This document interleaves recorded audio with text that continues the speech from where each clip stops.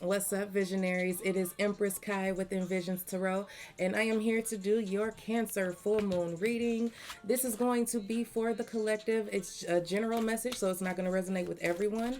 If you would like to book a private reading, information, pricing, specials, all of that is in the description box below. If you are new here, welcome. If you are returning, welcome back. I love you guys. Thank you for your love and support always. Let's just get straight into it. This Cancer full moon energy is going to be very, very intense. Okay, it's going to be an intense emotional response. I am seeing a whole lot of crocodile tears, but I feel like it's for good reason. I feel like it's just more so tears of gratitude, tears of relief, tears of joy, because we are moving into a new year with hopes that it will be better than the one that we've been in. Okay, so I do feel like there are still going to be things that are going to come up that need clearing. Okay, so those relationships that we have continued to hold on to despite knowing that we need to release them, I feel like that energy is going to come up again. That goes for friends, family, romantic relationships, whatever the case may be.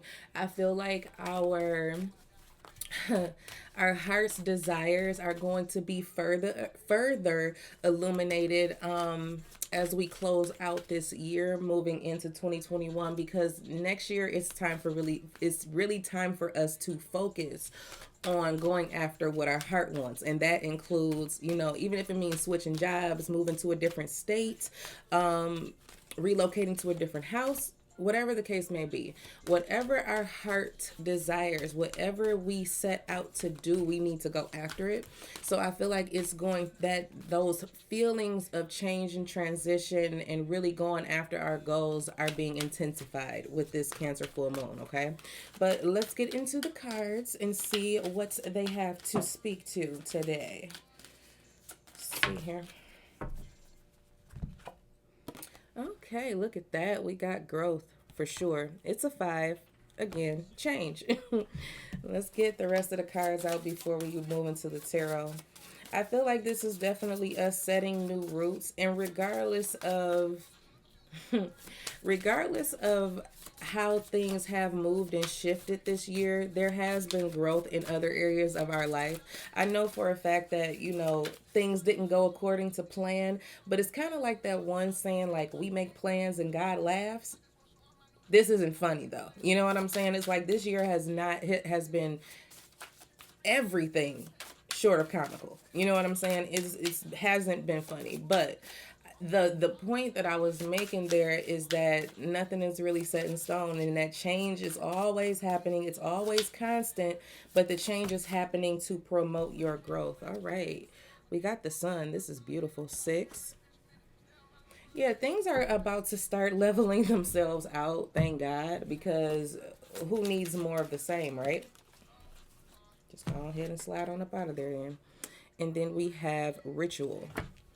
Okay, so for some of you who are into doing rituals, whatever kind it is, whether it's praying, whether it's meditating, whether it's candle work, spell work, whatever the case may be, make sure you get that done. Make sure you set your intentions and all of that. Do that this moon. It's important, okay? But I feel like with growth, the sun, and this bison or ritual, so to speak, what this is really speaking to is that you make growth and change a ritual, okay? Not being stagnant and stuck or continuously repeating the same patterns if they don't promote growth, the same thought processes. It just feels like this is making it a point to make changes constantly, adding to your routine, removing things from your routine, changing the way you think, picking up a new hobby. You know what I'm saying? It's all about becoming more adaptable when it comes to the changes that happen in our lives, okay? And I feel like this is all about seeing the positive, not without ignoring the dark side. You know what I'm saying? I understand that this year has been very, very dark, but now I feel like it's time for us to highlight the good moments, So use this full moon energy to really like zero in on and illuminate the good things that have happened for you this year. Whether this be you've meditated more or prayed more, got a deeper connection with God, spirit, source, the divine creation, whatever you call your higher power. Whether this is you developing a deeper relationship with your family members, the people that are in your household, whether this is you going back to school because you're out of work, whatever the case may be, it feels like now it is time to make it a ritual to embrace change, embrace growth, and illuminate the good parts. That's kind of how I'm picking up on this, okay? Let's get the tarot out here and see what we can add to this message. We have the Six of Swords. I love that as the first card, actually, because this year has been rocky. I mean, it's like we've definitely been in the middle of a stormy sea, and the clouds are now just beginning to pass. You're able to kind of see the sun peeking through. Oh, yes. Look, the Ten of Swords. For a lot of us, this has really taken a toll on our mental health. I know it has for me. Just admittedly, it's been a stressful year. My anxiety has been through the roof lately. And I'm honest about the things that I deal with. I definitely sought counseling because it was just beginning to spiral because it's just too much, you know? Look at these tens. The Ten of Pentacles. Back to back. The Five of Swords. We got a lot of swords energy, a lot of mental energy here. Yeah, and the Nine of Swords. We have the Hanged One. The Page of Wands. I know that's right. We need more excitement, don't we? And the Six of Pentacles. Bottom of the deck energy. We have the Seven of Cups. Now, I love this. The reason why I'm really enjoying this Seven of Cups here is because we are moving into the new year with the idea that we can do anything. Okay? That's just kind of how this feels.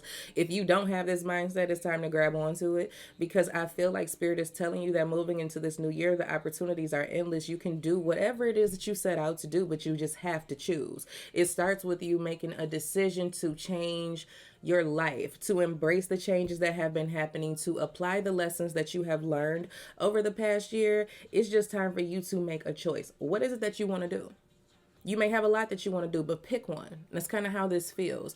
There is no right or wrong decision. It's kind of how I'm picking up on this energy, because some of you may be fearing, what if this isn't right for me? If it's not right for you, then it's not right for you. That's a lesson that you learned, and then you go back to the drawing board and you pick something else. The thing about it is, nothing is ever really a waste of time. It's just a lesson. Okay, that's just kind of how this feels. There was something meant for you to take away from a particular experience. So there is no wrong choices. There are no wrong choices. Excuse my grammar. But it's all to assist you in your growth. Okay, so you want to just keep that in mind. Again, we are moving out of a time where we thought we weren't going to make it through. You know what I'm saying? That's kind of how I'm picking up on this with this Six of Swords and this Ten of Swords. We almost thought that we weren't going to make it. And for a lot of us, we didn't make it in certain areas. Some of us have lost our careers. Some of us have ended relationships with people. Some of us have completely changed our thought processes in a way that we view things. Some aspects of our life, hold on, that's distracting me. Some aspects of our life have come to a complete end. But it was because it only made the waters around us more rocky. It's kind of how I'm picking up on this. It's like to make a bad situation worse. You know what I'm saying? For example, when it comes to partnerships, maybe you had a very toxic partnership or something, or a relationship that wasn't providing you with the nurturing that you needed in this time, in this year, where everything seems to be going haywire. Then you have this toxic person that's just here, just sucking up all your energy, and you're like, oh my God, on top of COVID, on top of me not being able to go out to a restaurant and have a good time, I have to deal with you. You know what I'm saying? So it just feels like those things in our energy we have been highlighted. You know what I'm saying? It's like to make matters worse. We are moving the to make matters worse out of our lives. You know what I'm saying? We already have to deal with the circumstances that are beyond our control. But now it's time for us to look at what is within our control and make the changes necessary that we see fit. Okay. Now, I'm looking at this Nine of Swords and I'm looking at the Hanged One. We have to get out of our head. Okay. Many of us are stuck in fear. And it's until we work through those fears that we can actually get down. I feel like it's time for us to see where we have been being irrational. You might not think you're being irrational, but that's kind of what I'm picking up on. Okay.